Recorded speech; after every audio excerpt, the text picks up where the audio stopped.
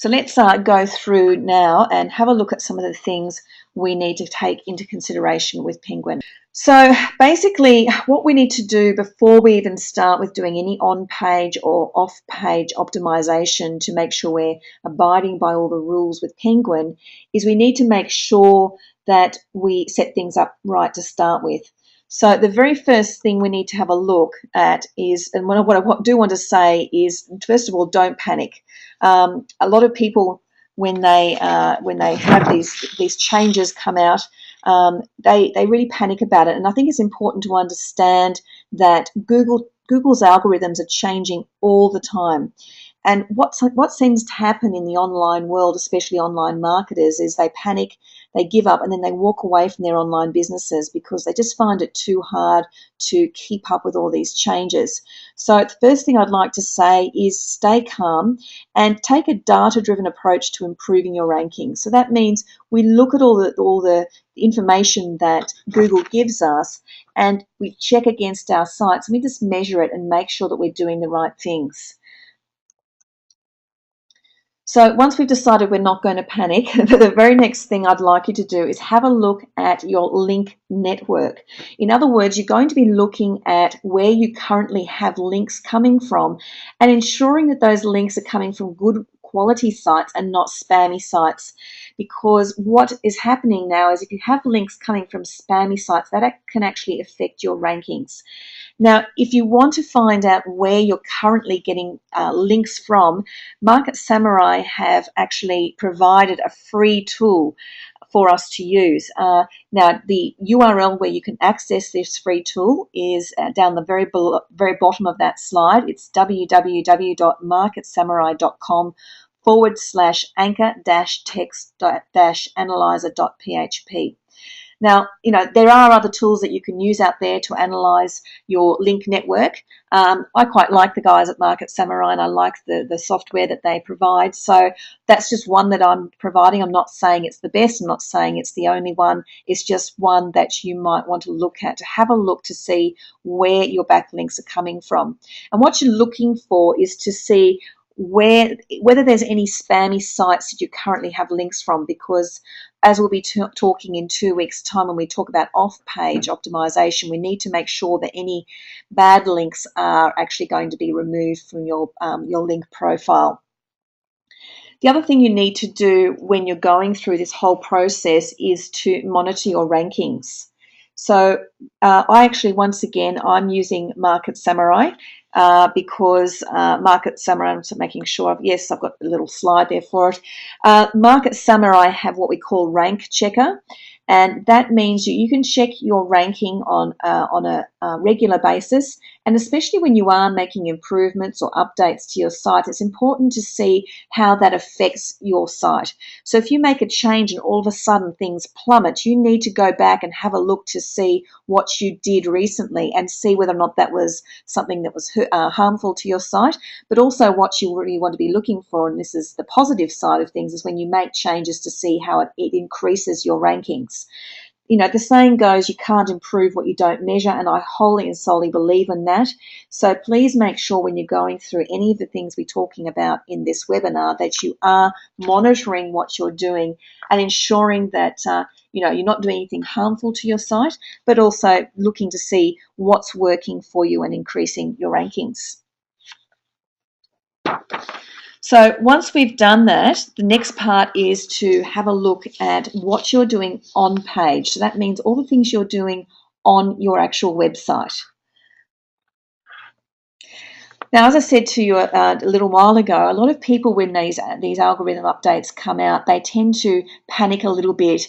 And for instance, what can happen sometimes is that people might have articles on their site, for instance, or blogs on their site that they've then syndicated around the net, on different article networks or blog networks, and it's the same duplicate content. So one example of what I know someone in the internet marketing industry did, because they were concerned about being penalized for having duplicate content, what they actually did was deleted the content off their website rather than getting rid of the links that were out there. Now, the big problem with this is it creates a huge hole in your site. And that's not a good thing, because if you've got a whole pile of incoming links coming to a page on your site that no longer exists, you're actually creating dead links. And from an SEO point of view, it's not a good thing to do.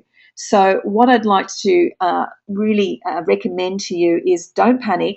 And if you do find that, you've got content on your site that has been, syndicated around in other areas on the internet, don't delete it. It might be a little bit more effort to go and get rid of those extra links that are out there, but in the long run, it's going to be a much better strategy for you. The next thing that you really need to start paying attention to, and this is a real shift from what a lot of our SEO people have been doing over the years, and about 12, 20, even 24 months ago, this is something that myself and the people that I work with, we were already aware that this strategy wasn't working anymore, but now it actually can hurt you. What a lot of people were doing was keyword stuffing the page titles on their website. So I'm just going to have a look at this next page. So for instance, and I'm just giving you an example by using my business rather than attacking someone else's. So, you might have work from home ideas, working from home business, work at home ideas, mumpreneurs online. So you can see that in that first example, I've got quite a lot of keywords stuffed in there. And, sometimes I see people, in fact, I was looking with a client today, one of the people that I'm mentoring at one of her competitors' sites, and they actually had 5 lines of keywords in the page title, which was probably one of the most insane I've ever seen. Look, that is really not going to work for you, and it's actually going to dilute any strength of keywords you have, and Google will also see that as stuffing. So please don't do that. Choose one keyword and then place it with your brand name. And I'm going to talk a lot about brand name because Google is actually putting a lot more emphasis on branding and brand names than they ever have before. So yes, do put your brand name, which is your business name, in your keyword, in your page titles, with one keyword for each page. Don't go overboard.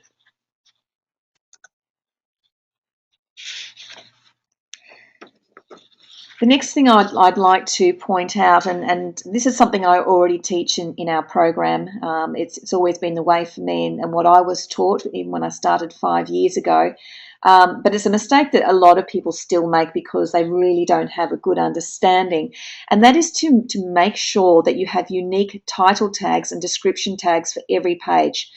I still see sites these days when I have a look at the source code of the sites that have exactly the same title and description for every single page.